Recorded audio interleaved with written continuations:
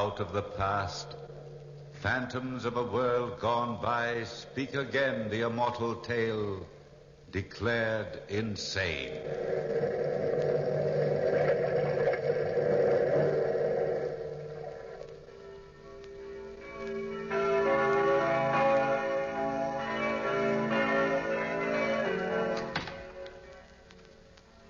This is the church she comes to.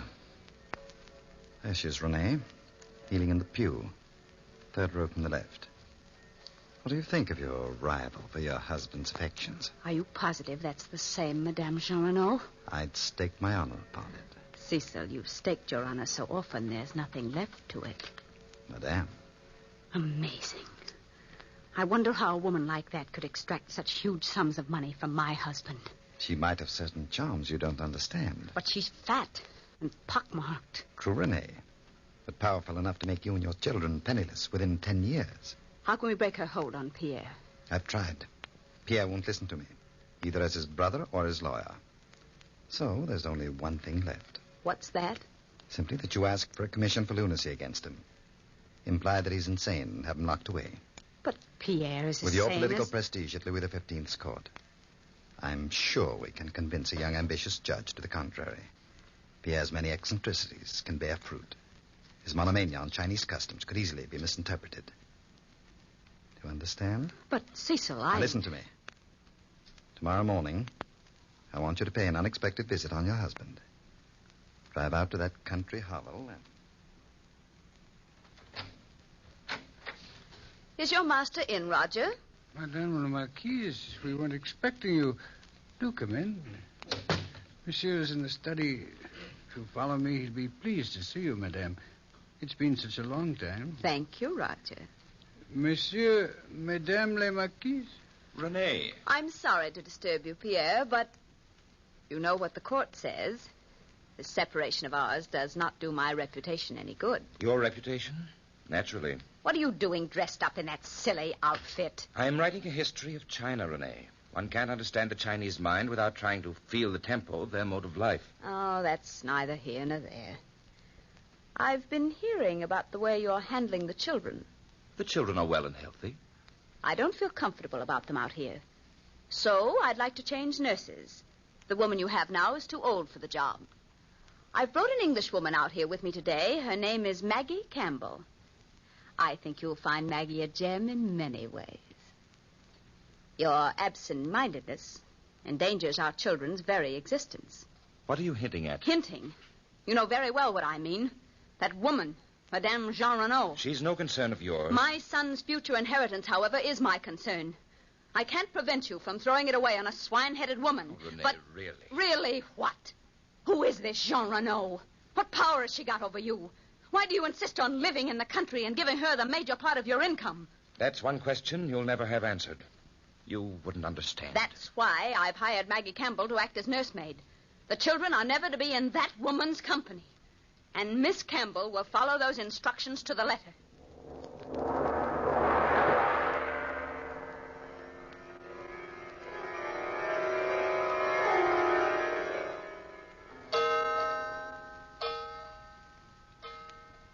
Well, Renee, I didn't expect you to come back so soon. It didn't take me long to sell Pierre on the idea of hiring your fatuous Miss Campbell, Cecil. What did he think of her? Nothing much. My story was completely believable. We can depend on Maggie Campbell to weave an interesting web for Pierre to stumble into. In the meantime, you've work to do. Work? I've invited young Bianchon for a party at your house this evening. Aren't you presumptuous? Not at all. That fool has always been in love with you. His uncle is a judge of the inferior court, Monsieur Popinot. If you can convince Bianchon to bring his uncle into our camp, our commission for lunacy against Paupier is won. You're in a position to do both of them a great deal of political good. It might be wise to remind them of it, gently. The party is to start it now.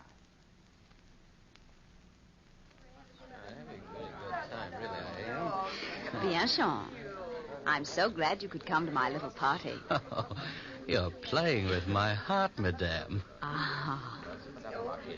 If only I were a free woman. Free to play with a man's heart. Oh, But my husband being ill... Oh, Pierre's ill? Didn't you know? No. Oh, I'm sorry to hear it. It's a mental condition. I thought you knew. Oh. Is there anything that I can do? I'm afraid there's nothing anyone can do.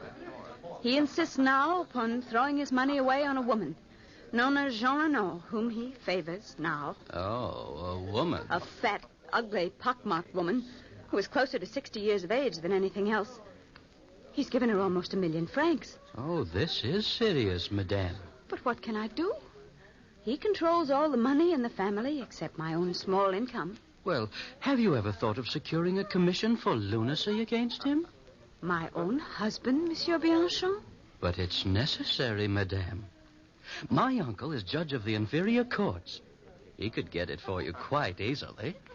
If you'd consent to visit with him, I'm sure... Bianchon. Yes? Could you persuade your uncle to visit me here in my home? I would repay him for his trouble. A close friend of mine, Philippe Brett, is head of the civil courts. He could do your uncle much good if I suggested it. Oh, but of course, Renee. I shall pay my Uncle Popinot a visit this evening. Would tomorrow night be a convenient night for you? So convenient. And if Monsieur Popinot is interested in verifying my case, he might ask Maggie Campbell, my children's nurse, about Pierre's strange actions.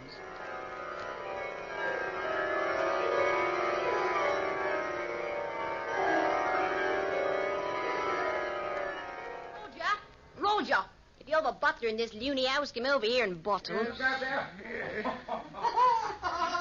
Yes, Maggie. What is it now, nurse? Listen to them, will you? A father playing with his sons, a twisting their arms till they scream in agony. Look at them there in the garden. He's teaching the boys how to wrestle, Maggie. Wrestling's a fine art in China. Wrestling, is it? It's a fine kind of wrestling. A trying to pull the boys' arms out by the sockets. A laughing and a screaming. A maniac's mind. A maniac, I tell you. Heaven help us. What will the madmen do next?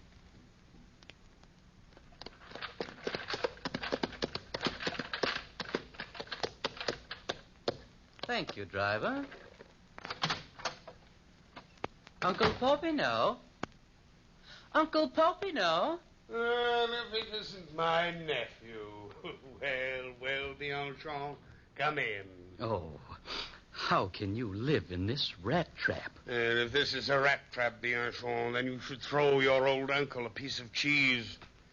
What brings you down here on the banks on this hot day? Oh, a matter of urgency. A friend of mine is in trouble. Trouble. Life was ever thus. Her husband is stark staring mad.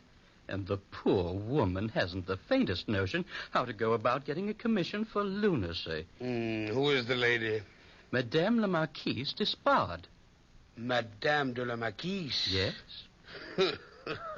She probably knows more about these things than you do, nephew. Nevertheless, I'll see her when she arrives. She's not well, Uncle. You can't expect her to visit you in a place like this. Besides, she's a close friend of Philippe Brett, and he's the head of the civil courts and can do you a lot of good. That crook? Oh, Popinot. Madame la Marquise had the kindness to invite us to dinner at her house tomorrow night. Bianchon, I'm surprised at you. You know very well that I'll be the examining judge on the case, and our courts forbid a judge to dine in a petitioner's home. It's against the law. Oh, yes, I'd forgotten. After dinner, then, Uncle? Well, she can see me here.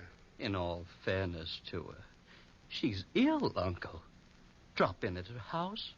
Was it a request or a demand from Bianchon?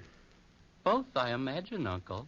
Even a judge is afraid not to grant her demands. A woman like that is a powerful factor at court. Then you will drop in and see her? Yes, tomorrow afternoon at 3. But warn her not to serve any food or drink to me at all. Oh, yes, Uncle. She will be well warned.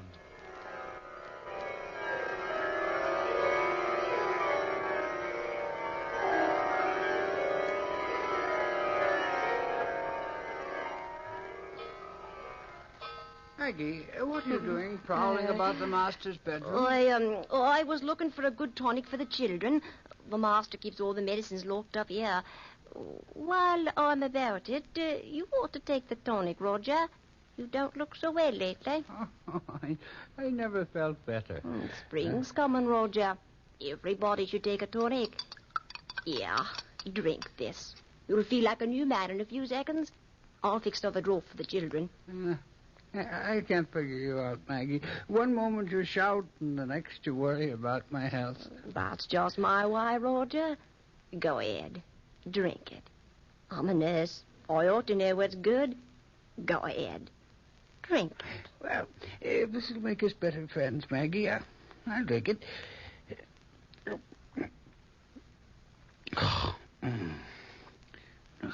Tastes like poison. Roger. The master's calling, Roger. See what he wants. I'm coming, Monsieur le Marquis. Better come along to the study, Roger. I'm expecting a visitor, and I'd better have the place looking spick and span. Visitor, monsieur? Madame Jean Renaud will be here soon. Then the business between Madame and I will be over, finally. I'm glad. Monsieur, look at the study. More Chinese books than all of China. I need them. What's the matter, Roger? I feel so ill, Monsieur le Marquis. In heaven's name, Here, I better don't sit down know. over here, Roger. Help. Roger. Maggie. What's the matter, monsieur? Roger, old fellow. Roger. He's dead. Dead. His skin is turning black, monsieur. Black? As if he had drunk. Yes. Just as if he drunk a strong draught of Chinese poison. How do you know the effect? I'm a nurse, sir. Now your madness is no longer innocent. You're a murderer, too.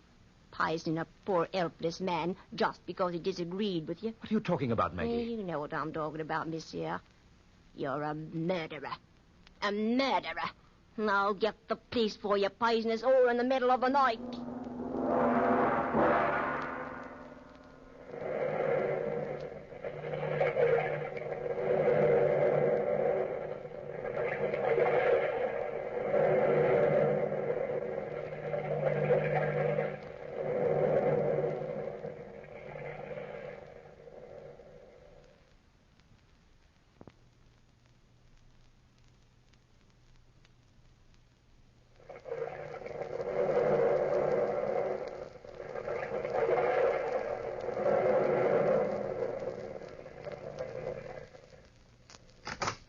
Madame la Marquise, may I present my uncle, judge of the inferior courts, Monsieur Popinot. Good afternoon, monsieur. How do you do? This is my brother-in-law, the Chevalier d'Espargne. Say so. How do you do? How do you do? Won't you be seated, Monsieur Popinot? My uncle will do everything in his power to help you, Renee. I'm sure he will, Bianchon. Tell me, madame, when you and the Marquis separated originally, how much money were you allowed? Just my original income of 26,000 francs a year. You say that the Marquis had given a certain Madame Jean Renaud considerable sums of money? Almost 1,000,000 francs. Is there any reason for him to give her money? None. None but an imaginary one dictated to him by his twisted mind. Does Madame Jean Renaud live well? Live well. In a mansion. I'm a poor man myself, madame. How much does Madame Jean Renaud spend on her house? Oh, the stables alone cost 16,000 francs. Judges are apt to be incredulous. If the stables alone cost 16,000, then how much for the entire establishment? Between 50 and 60,000 francs. So much? You don't say. Now, how much do you spend for this lovely place? About the same, 50 or 60,000. Renee! Huh? Oh, I thought you said your income was only 26,000 francs. You must be badly in debt, obviously. but, monsieur... If you're in debt, the court might not feel justified in allowing you to handle your husband's money. They might think you have a different motive for trying to secure control of your husband's money. Not that I have. A selfish one. Do you serve, madame? Oh, I'm sorry, Madame la Marquise. It's against the law for me to eat or drink at a petitioner's home. I thought you knew. Madame la Marquise! Madame la Marquise! Maggie? What are you doing here? I've been trying to get her all day, I have. Monsieur le Marquis has murdered his butler. Poisoned him. I saw it with my own eyes. The police came. They've got him away in the jail. He's stark, staring, raving mad, he is. Murder now. Well, Monsieur Popinot, is murder a part of a sane man's mind?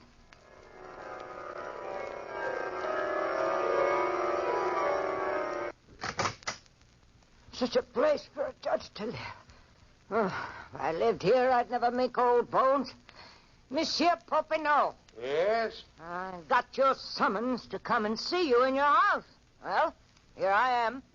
Here you are. But who are you? Madame Jean Renaud. Kind of a judge are you, anyway, living here? Huh? You must be an honest one. Well, what do you want to see me about? I've learned that you've been receiving extraordinary amounts of money from Monsieur le Marquis d'Espard. Well, as a matter of fact, I have.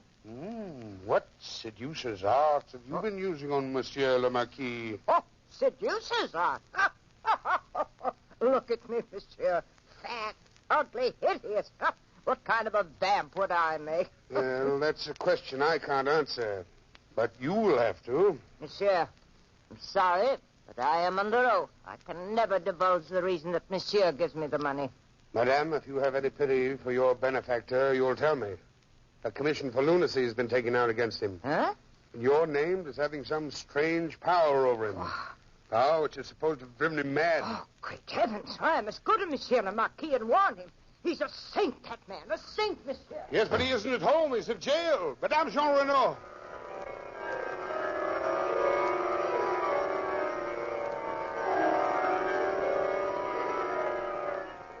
Monsieur le Marquis, I'm Judge Popinot of the inferior courts. You're most welcome to come in and share my prison cell. Are you here to accuse me of murdering a man, too? No, monsieur. But your wife has taken out a commission for lunacy against you. Monsieur, you're joking. I wish I were. Your passion for Chinese customs has led them to believe you live in a dream world. I was commissioned to write a book about China by the most respectable firm in all Paris. Have you a contract from them? In my desk drawer at home. Are there any duplicate copies in case your copy is stolen? Certainly. Here's the address of the firm. They have the duplicate. The second count is, of course, there's murder. You were accused of murdering your butler just to try out a potency of a new Chinese drug you've discovered. I've never toyed with Chinese drugs or poisons. How about this business of giving all your money to Madame Jean Renaud? Monsieur, I never thought I'd tell anyone that secret. Your life depends on it. Madame Jean Renaud is the descendant of the Jean Renaud family who owned a large estate in Saxony in the 13th century. My ancestors murdered her ancestors and stole that property. What has that to do with you? The entire Despard fortune was founded on that property. I'm trying to pay back a debt. The amount of money which should have been paid to the Jean Renaud when the property was taken over. You're too conscientious, Monsieur le Marquis. I don't want my children to be ashamed of their family as I'm ashamed of mine. They'll always be proud of the Despard name. I don't think we'll have any trouble clearing you of this charge. Tell me this. Is there any place in France where the black Chinese poison can be ordered? One place might have it. It's a small pharmacy called Lincoln. Don't usually carry that particular mixing drug in our pharmacy, Monsieur Popinot. It's too dangerous. But I did have a special order for it from a Cockney woman named Maggie Campbell just the other day. She had a note authorizing her to buy it. Who was the note from? From the head of the medical research department through the Chevalier Despard. Thank you very much.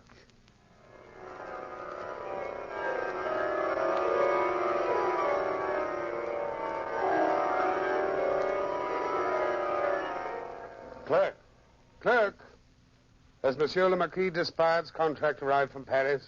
Yes, Monsieur Popinot, this morning. Where's Madame Jean Renaud? She's waiting for you now, Monsieur Popinot. Just have her sign this legal bill of sale for the Saxon property and ask her to appear in court tomorrow morning. Yes, Monsieur. And the clerk. Yes. Send this letter to the Marquise d'Espard. After this note, I don't think she'll appear to press charges. Come along, Renee. We'd better go inside the courtroom. It's almost time for the sessions to start. You go ahead, Cecil. I'd like to see Monsieur Philippe Brett before court starts. See you later, then. Oh, my dear Renee, you look charming. I hope I haven't kept you waiting. Not at all. Here's the letter Monsieur Popinot sent me last night and the affidavits you asked for. Mm-hmm. This letter from Popinot places you in a very ugly position. It threatens the entire civil courts, besides naming the head of the medical association, Monsieur Brett. Yes, I know, Renee. Leave everything to me. I'll see you in court in a few minutes. Order in the court. The Fifth Court of Inferior Appeals is in session. The first case is a commission for lunacy. The case of Madame de la Marquise d'Espard against Monsieur la Marquise d'Espard. Popin, Yes, Monsieur Brett. as head of the civil courts, I cannot allow you to preside on the bench during this case. Cannot allow me? Do you realize, man, you violated the most important law in all France? I have 3 sworn affidavits that you partook of tea and cake at the household of Rene Despard at 5 p.m. 4 days ago. Now, since Madame is the plaintiff in this case, that renders any decision you might give as invalid. But, Monsieur Brett, they are lying. Your own nephew swears it's the truth. Will you relinquish the bench? Who is to take over in my place? Monsieur Devereux. Devereux? Yes. A man who spends his time currying favor from Her Majesty's? Monsieur, will you give up the bench? I have no option. But if I can't work as judge on this case, I will represent Monsieur de la Marquise d'Espard as his barrister. Will you ascend the bench, Monsieur Devereux? Naturally, Monsieur Brett. The barrister in charge of proceedings will start. That is you, Chevalier d'Espard. Is it not, Cecil? Yes, thank you, Monsieur Devereux.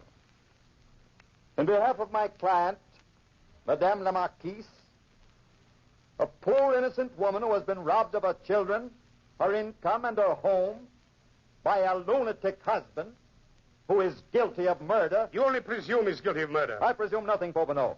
He has already been tried and convicted. When? 10 minutes before court started. I signed the papers, Monsieur Popinot. You did, Brett. Yes. You haven't the foggiest notion of what this case concerns.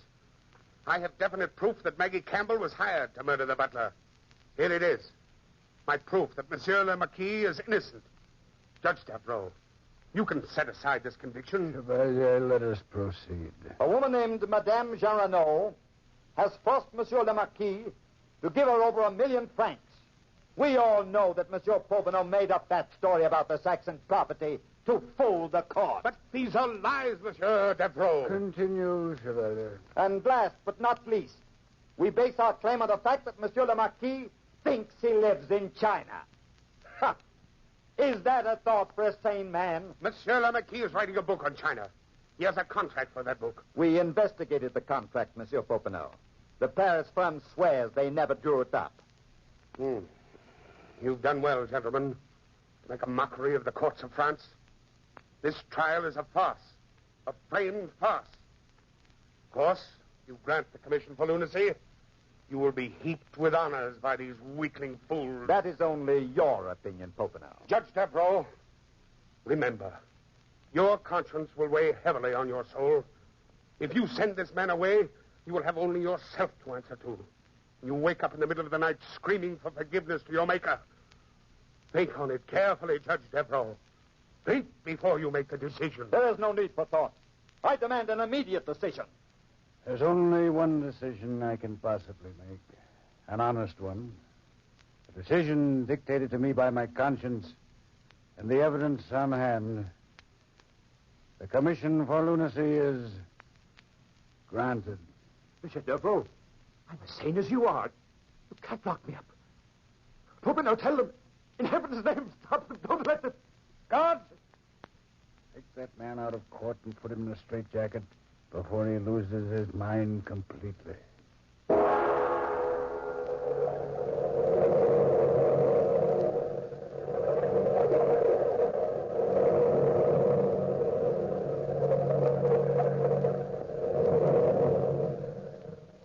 From the time-worn pages of the past, we have heard the story declared insane. Bellkeeper,